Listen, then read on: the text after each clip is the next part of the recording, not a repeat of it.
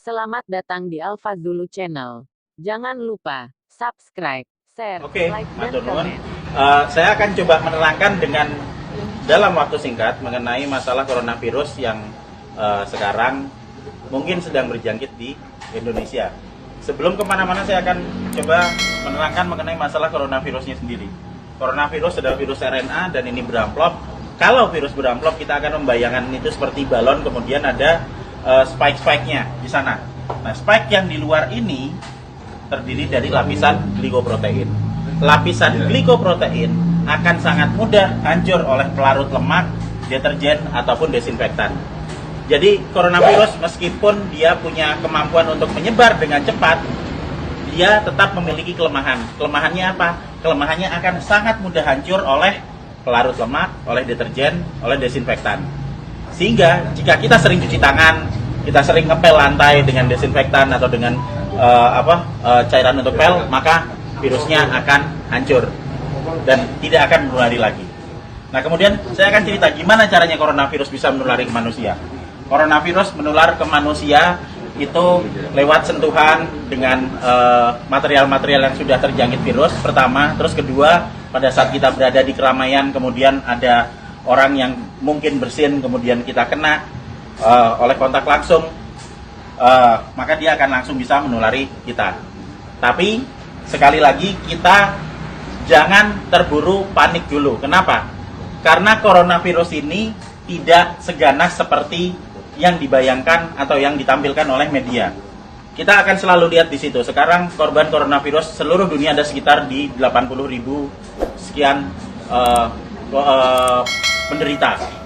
Tapi dari 80.000 itu nanti yang meninggal itu ada sekitar 2.400 yang selalu hanya akan ada di kisaran angka 2-3%. Silakan nanti dilihat di data statistik mengenai seberapa banyak yang orang yang terkena coronavirus dan seberapa banyak yang meninggal. Yang meninggal selalu ada di kisaran antara 2-3%. Berarti sisanya sebanyak 97% itu selamat dengan deskripsi lebih detail. Yang sakit 53%, sementara sudah ada yang mulai sembuh itu sebanyak 44%. Nanti kita akan cerita kenapa dia bisa sembuh.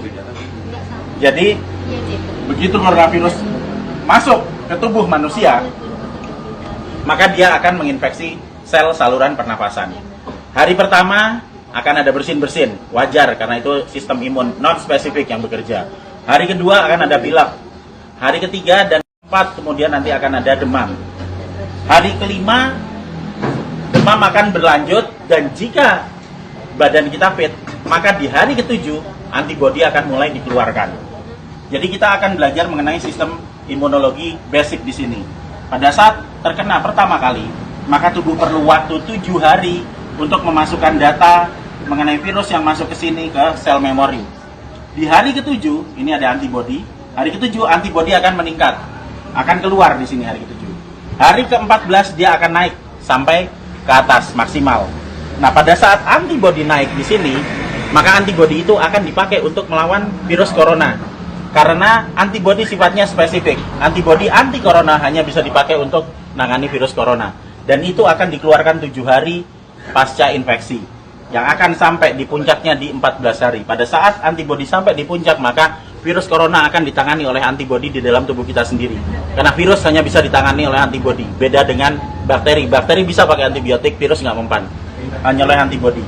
Dan nanti antibodi akan berlanjut turun sampai di minggu ketiga. Apa yang terjadi di minggu ketiga pada saat antibodi sudah mulai turun? Berarti infeksi yang ada di dalam sudah ditangani oleh antibodi yang tumbuh dalam kondisi maksimal di umur 14 hari tadi. Jadi sesudah 21 hari, otomatis virus yang ada di dalam badan kita sudah tertangani. Apa yang terjadi kalau nanti ada serangan virus lagi? Jika ada serangan virus lagi, data yang ada di sel memori akan dikeluarkan sehingga respon imun kedua akan berlangsung 24 jam sesudah paparan. Jadi misalnya saya sudah pernah kena corona dan saya bisa bertahan hidup sampai 14 hari, maka saya akan kebal seterusnya. Dan berikutnya jika saya kena virus corona lagi, kita nggak perlu nunggu sampai 7 hari sampai antibodinya keluar. Sekarang kena, maka besok antibodi sudah dikeluarkan. Itu sebabnya 44% orang bisa sembuh bahkan tanpa vaksin karena vaksinnya belum diketemukan. Dan masih ada 53% yang sakit yang akan sembuh ngikuti 44%. Karena pola kematian atau mortalitas tidak pernah bergerak dari 2-3% maksimal. Sehingga tidak perlu khawatir, tidak perlu panik pada saat ada wabah corona. Kita punya prinsip penanganan wabah ada 3. Pertama, kita kurangi paparan virus. Gimana caranya? Untuk kita pribadi hidup sehat, sering cuci tangan, jaga kebersihan tubuh, sering mandi. Kalau misalnya kira-kira kita khawatir terjangkit, ya jangan datang ke tempat keramaian yang banyak orang sakit. Dan untuk mengurangi paparan virus ke kita. Nah, untuk kitanya sendiri gimana? Kita bisa naikkan antibodi. Gimana caranya? Dengan mengkonsumsi vitamin E atau C, vitamin E plus C setiap hari. Plus madu. Karena madu bisa dipakai untuk energi, sementara vitamin E dan C akan bisa dipakai untuk menaikkan produksi antibodi. Energi dipakai untuk pembentukan antibodi dari kita sendiri. Dan yang terakhir, kalau sakit jangan keluar, di rumah aja. Terus kita beri terapi, kita sembuhkan, makan yang benar, kita melakukan pola hidup sehat, sehingga jika itu nanti sakit atau misalnya katakanlah demam, panas dalam waktu 4-5 hari itu wajar, nggak usah panik, biasa aja. Kita hanya perlu memberikan vitamin E, C, makan yang cukup, istirahat yang cukup, nanti di hari ketujuh antibodi kita keluar. Itu juga berlaku buat yang sakit. Sehingga sebenarnya kita semua akan bisa menangani wabah coronavirus ini, asal kita bisa tahu basicnya seperti apa, ilmunya seperti apa, dan yang paling terakhir jangan panik, bareng kita tangani bersama-sama dan gak usah panik. Terima kasih.